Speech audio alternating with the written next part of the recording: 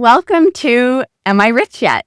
A weekly podcast where we give millennials and Gen Zs tips and advice on how to spend, save, and grow their money smarter.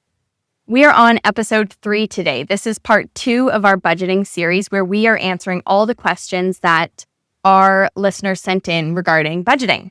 My name is Georgia. I'm one of your co-hosts. I belong to the Gen Z. I am currently an MBA student and I'm navigating my personal finances. I'm Georgia's dad, Rob, recently retired financial advisor, and I'm here to help you make better decisions with your money. How are you doing today? What's going on? I'm great. It's been a long day, Yep. but I'm great. Looking forward to winding down towards the end of the day. We're filming this podcast a little late in the day. Looking forward to dinner coming up and maybe a relaxing evening, maybe a boat ride, something like that. Okay, nice. Did you and Mike used to get to these stages at the end of filming when you needed to take a breather and step back? It was tough. Yeah. We always had to try and squeeze it in. We're 2 schedules. You're trying to match it, and it's complicated. Yeah, I have a new appreciation for people that are on screen as a full-time job, on air, anything like that. I have a new appreciation. Great. So What are the questions? What are we like? And I call them ARI questions. What does ARI stand for?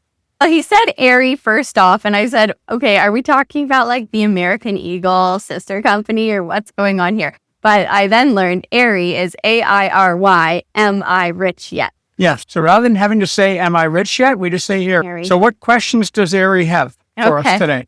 Okay, like I said, this is going to be a rapid fire style where we answer the question. So let's kick off with the first budgeting question. How should I choose between prioritizing living and doing the things I love, like traveling, but also trying to be conscious of my money and savings?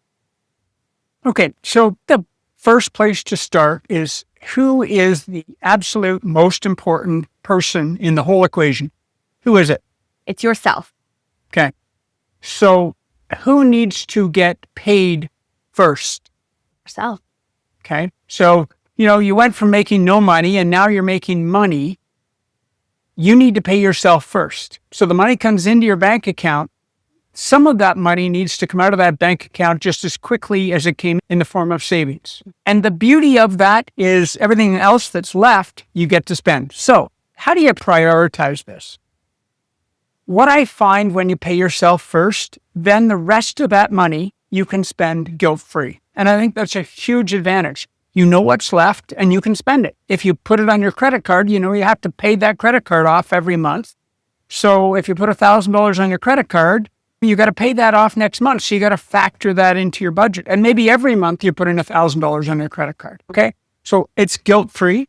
If you want a travel budget, you want experiences, things you want to do, set a limit to what you're going to spend and then try and stick to that limit for the year. You can't go on every trip. You can't do savings, have great experiences and go on every trip unless you double, triple, quadruple your income. Yeah.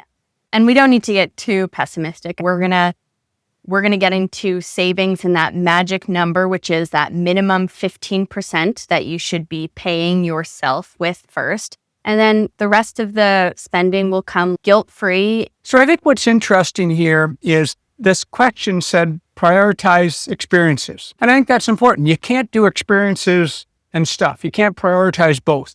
So if you want to prioritize experiences, that's great. You're going to remember things. You buy a new item in your wardrobe, you wear it once, and it's now just part of your wardrobe.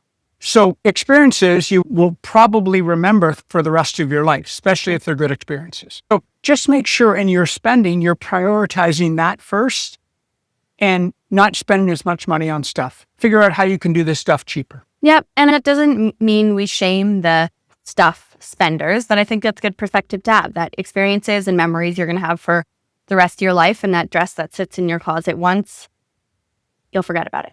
Absolutely. Okay, what's up next? Awesome. So that's a good segue into our second question, which is, social spending is huge for our generation, like getting invited to expensive dinners or outing with friends, and we all have different earning levels. So how should we go about carving out a social budget and then knowing what the limit is? So I'm going to get a little tougher here. One of the things you could do is set up a social budget. What are you willing to spend socially. And you can't go beyond that. If you're going out, if you have a budget for going out for dinner, you may have some nights where you just say, I'll just have water, please. I'll have a soda water. And your friends might say, well, why are you drinking? Once they do that for the first 30 seconds, they forget about it. They forget that you're drinking water all night. Honestly, I stopped drinking about a year and a half ago, and friends don't ask me anymore. They just order a non-alcoholic beer, and everyone doesn't even notice 5 minutes after I've ordered it. Yep. And if your friends are giving you a hard time, you can say, you pay for me, and then I'll drink that drink. You don't need to go out to have fun. I'm going to date myself here, but when I was your age and starting out, we were recently married, we would spend a lot of time just going to friends' places. We didn't need to go out to a fancy restaurant for dinner. We didn't need to go to a fancy concert, whatever it may be. Yeah, and I'm not saying you can't do that, but you've got to limit that. Maybe you're going out for dinner once every 2 weeks. Yep. My wife used to have a rule. We can't go out 3 nights in a row. Now, that was a rule that we just had. So if we were out Thursday night and Friday night, we're going nowhere Saturday night, regardless of what the invite is. Okay? And that was especially important when we had kids, but we also have stuck to it later on. So you get burned out after a while, and you spend too much money. Georgia, based on some of the things we've talked about, what do you think you could swap out that's expensive? I'll take that question a little bit differently, but something that is really important is having these conversations with friends, using sayings like, I can't afford that, or no, and just getting this conversation going with your friends and the main people you hang out with, that wallet has its limits, and you're going to be saying no to certain things, and that's okay. And once your friends are aware that you're being conscious of your spending, what's really cool about it is they'll probably start to be a bit more conscious of their spending. Georgia, what are some of the things that you're doing to cut out spending? Now, you've moved down to Australia. You've had to start. You couldn't take much with you other than a bunch of clothes. So what have you done in Australia that you didn't necessarily do when you were in Vancouver? Yeah, I was doing this in Vancouver as well, but 3 things that come to mind is, first, those important conversations with your friends. Second is the simple swaps, like instead of going out for dinner, eating in. When I think about my time in Vancouver, one of my favorite memories was that every week, Shay, Kaylee, and I would make dinner at one of our houses, and we'd rotate whose house we'd go to. And honestly, those nights were more memorable than any night that we went out for a dinner. And then the third is buying used. And I think Facebook Marketplace is quite underused depending on the user. Some people use it for everything. Some people never use it. For example, in Vancouver, I remember I wanted to buy a set of dumbbells for my apartment, and I could have gone and bought those for, I don't know, 100, 150 for a proper set. And I found a pair on Facebook Marketplace for $10. So if you can start thinking about what you're spending your money on, and does it need to be new, and is there a good chance someone has this up on Marketplace, I think that's another great option for smarter spending. Okay, sounds good.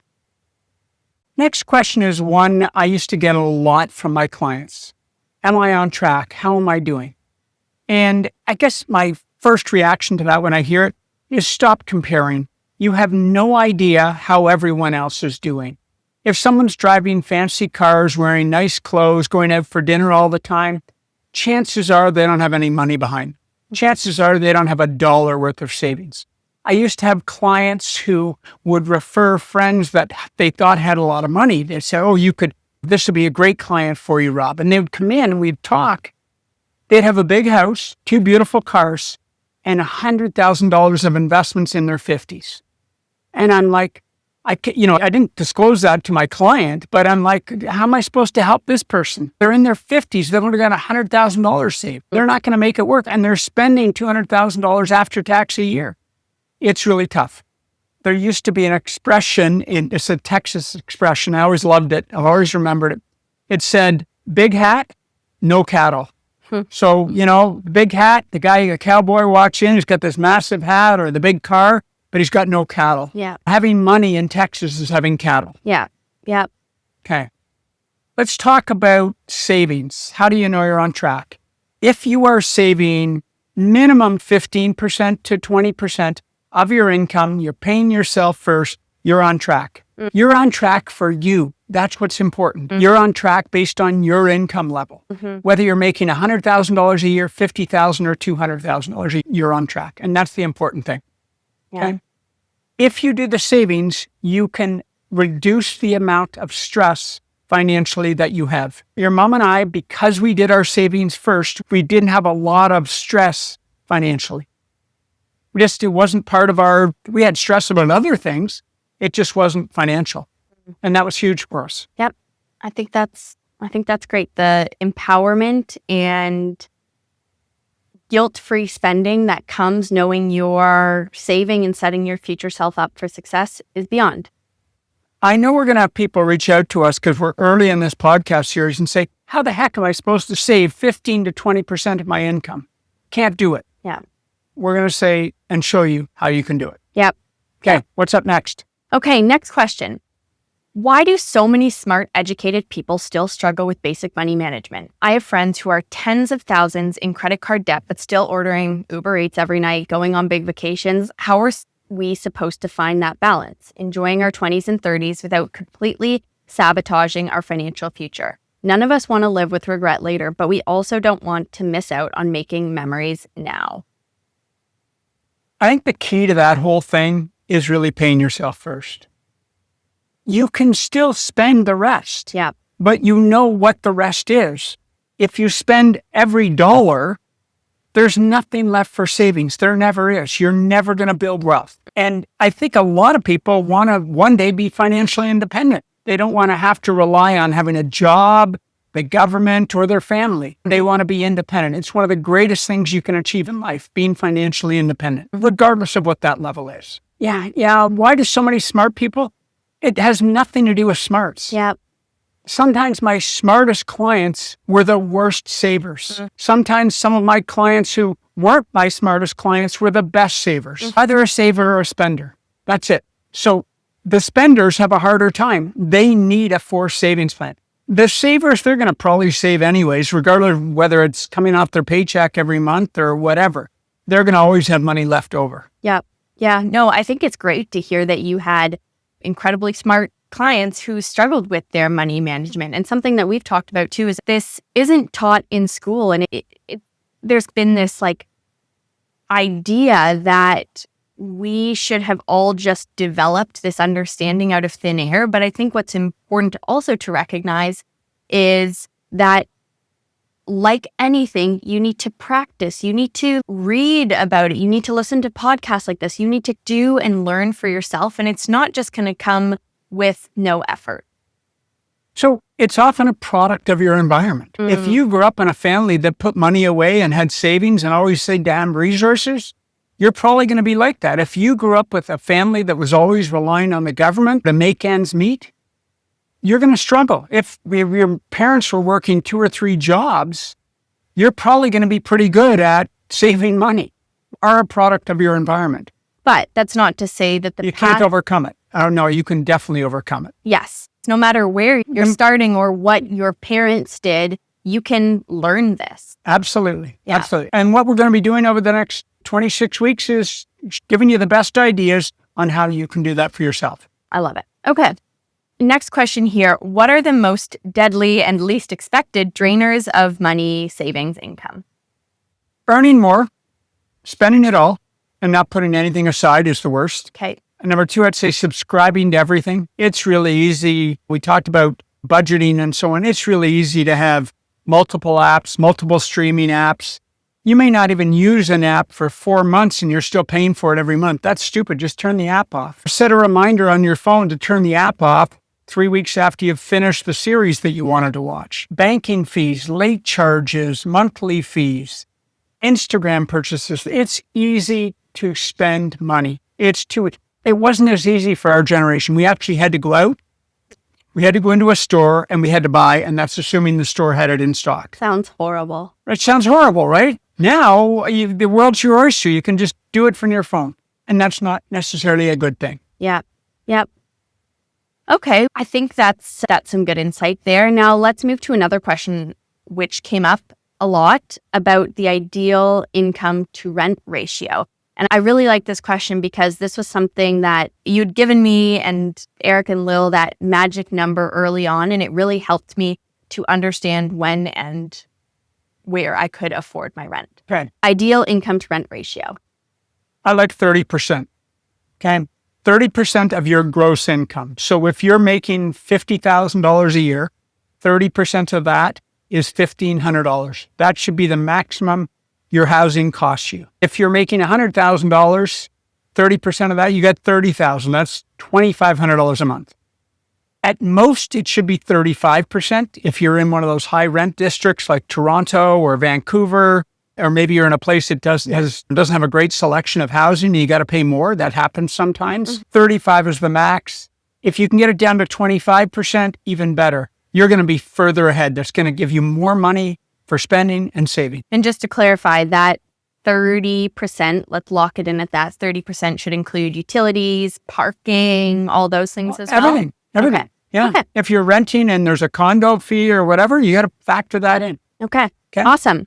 Let's jump to our last question here. I like to say that we should always be saving for a house, but with this economy, housing prices and base salaries of most jobs at our age, it's almost impossible. We want to live our best lives, and often that includes enjoying a night out or enjoying a store-bought meal. Even essentials like hair products and makeup or buying a coffee adds up very easily. Now, before you answer this, I love that our writer classified hair products, makeup, and buying coffee as essentials. That's my type of person. Yeah. Okay. It's everything else. I'm going to get a little tough on this one. I apologize, but stop blaming the economy. The economy's always doing what the economy does. Is the unemployment rate high right now? No, it's 6-7%. It's not horrible. Is inflation high today? It's 3%.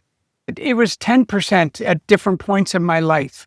So stop blaming the economy for why you're struggling. You're not matching your expenses with your income. You're trying to keep up with everything else. Stop blaming housing prices. Yeah, housing's high.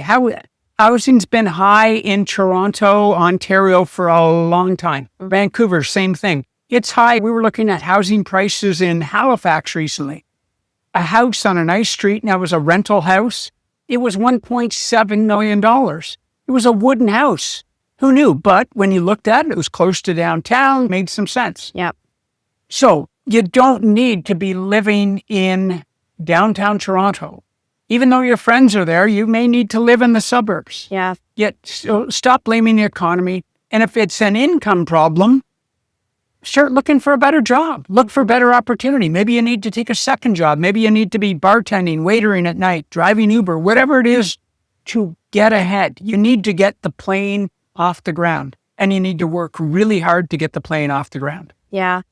A couple things that I like there, this idea that at our age, you can't necessarily afford that downtown Toronto penthouse suite that you want. You give this example of the first house you ever owned, and tell me about that. What was that?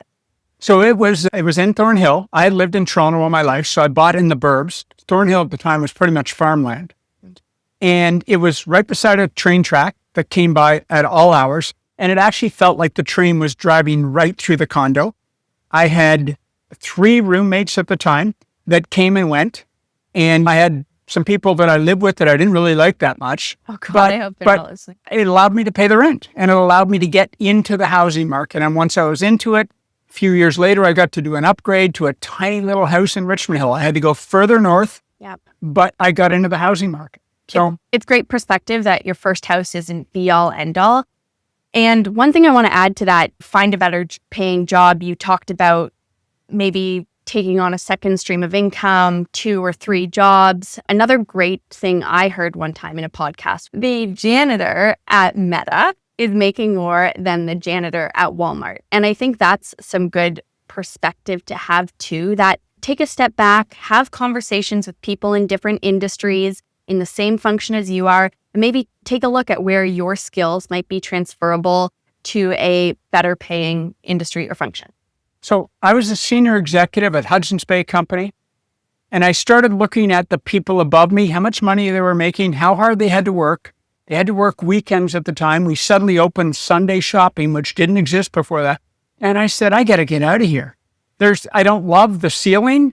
there's a limit to the ceiling and the hours are crazy, I don't want to work weekends. No, that was my choice, but I had to look elsewhere. Great. I think that's a great way to round off this episode. And that brings us to the end of another great week. So next week, what are we going to cover? We are going to be talking about debt and credit cards. Sounds pretty evil and entertaining. I look forward to it. Okay, thanks again for joining us this week, and we will see you next week.